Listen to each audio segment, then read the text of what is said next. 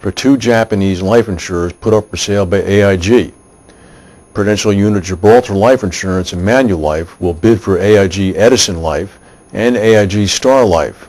The remaining three bidders are Japanese insurance companies and two non-Japanese firms, according to sources.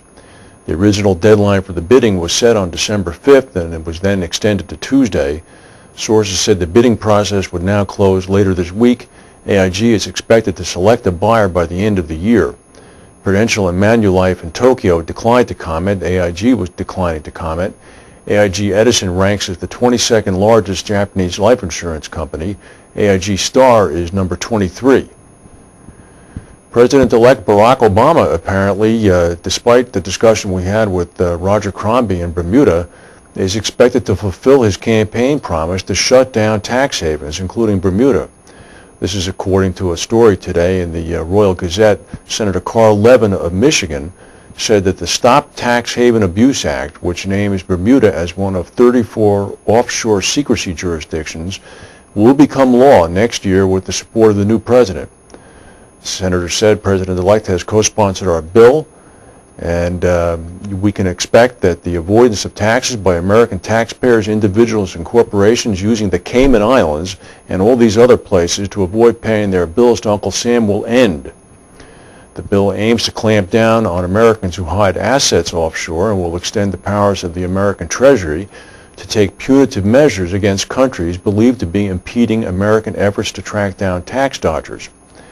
The Royal Gazette reported that Finance Minister of Bermuda Paula Cox said yesterday that Bermuda shared U.S. concerns about tax evasion and had been helping the American government with investigations for over 20 years. Senator Levin and his Democratic Party colleague, President-elect Obama, introduced the bill in February of 2007.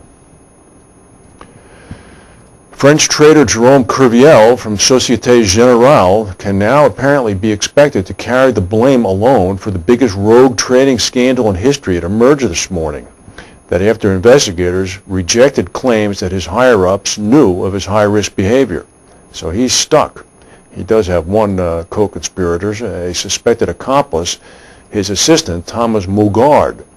Both men have been charged over the staggering derivative trading losses of 4.9 billion euros announced by Société Générale back in January. The losses were incurred when the bank was forced to unwind more than 50 billion euros of unauthorized deals made by Kerviel. Kerviel insists that his managers knew of his dealings and kept silent so long as he was making good returns. However, French judges, in a series of rulings last week, turned down defense requests for an additional probe to establish whether the bank turned a blind eye to his actions. According to the judges, it's clear, based on the elements gathered by the investigation, that the various alerts did not allow the bank's internal control systems to detect the exorbitant positions that Kerviel had taken and which he had concealed with fictitious operations. Kerviel was also denied a face-to-face confrontation with the bank's former CEO, Daniel Bouton, which he had hoped to achieve in order to compare their version of events. The judges also rejected defense claims that the investigation relied too closely on documents provided by the bank. Kerviel is charged with a breach of trust, fabricating documents, and illegally accessing computers over the rogue trading scandal. Both men, he and Moutard, have remained free, pending trial for which no date has yet been set. Former Airbus Vice President Olivier Andriès, suspected of profiting from a restricted knowledge about aircraft production delays at Airbus, has been charged with insider trading. This according to a French official today. Andriès denies any wrongdoing. He apparently was charged back on Friday. The news was just released this morning. He was released on Friday on bail of 130,000 euros. The European Aeronautic Defence and Space Company, the parent company of Airbus, has its headquarters in Toulouse in southern France. Investigating judges suspect Andriès of having sold Airbus stock before problems emerged with the A380 Super Jumbo in June of 2006. France's stock market watchdog said in a report that Andriès sold almost 51,000 stock options in March of 2006 for over 600,000 euros. 3 former directors and 1 serving director of the Eads Group have already been charged with insider trading. More bad economic news. Japanese electronics giant Sony has said it will cut 8,000 jobs worldwide in an effort to save over $1 billion in costs within its operations. The huge company, seen as a bellwether of corporate Japan, said in a statement this morning that it will also scale back investments and realign its network of plants. The job cuts, these are the biggest announced by an Asian company so far, account for about 5% of Sony's global electronics workforce of 160,000. However, analysts are already questioning if the cuts will be enough. One observer said, quote, "The number sounds big, but this staff reduction won't be enough. Sony does not have any core businesses that generate stable profits." Airline industry losses in 2009 next year may shrink to half of this year's total. This as a result of the decline in fuel prices. Carriers may lose a total of $2.5 billion next year compared with $5 billion this year. This according to the International Air Transport Association in Geneva. IATA had predicted a $4.1 billion loss for airlines in 2009 as recently as September. That was based on the price of crude oil at $110 a barrel.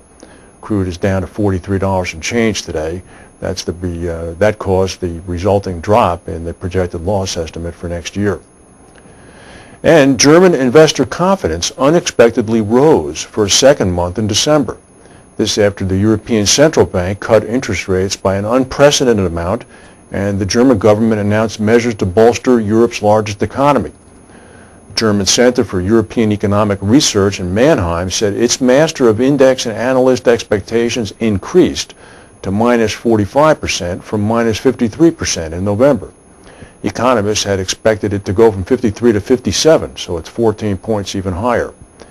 The report bucks the trend of recent data showing Germany's economy is contracting after the global credit crisis eroded exports and knocked off 42% of the German stock market, the DAX share index this year.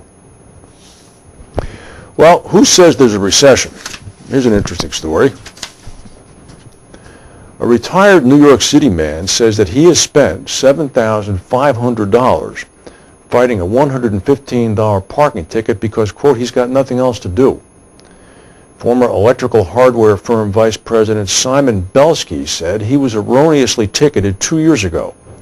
The 63-year-old Belsky says the ticket cites his van for blocking a fire hydrant at his home in Brooklyn, even though the only hydrant was a block away.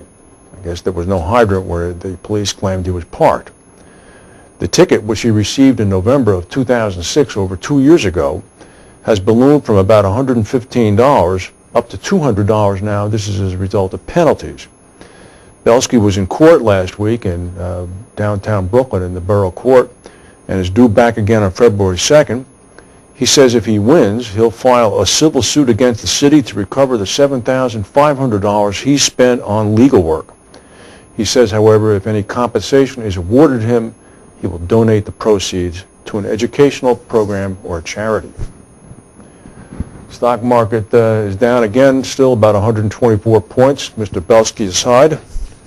And if we have any breaking news or get an update from the press conference in 10 minutes on the Illinois governor, we'll come back and tell you. Thank you for watching and have a good day.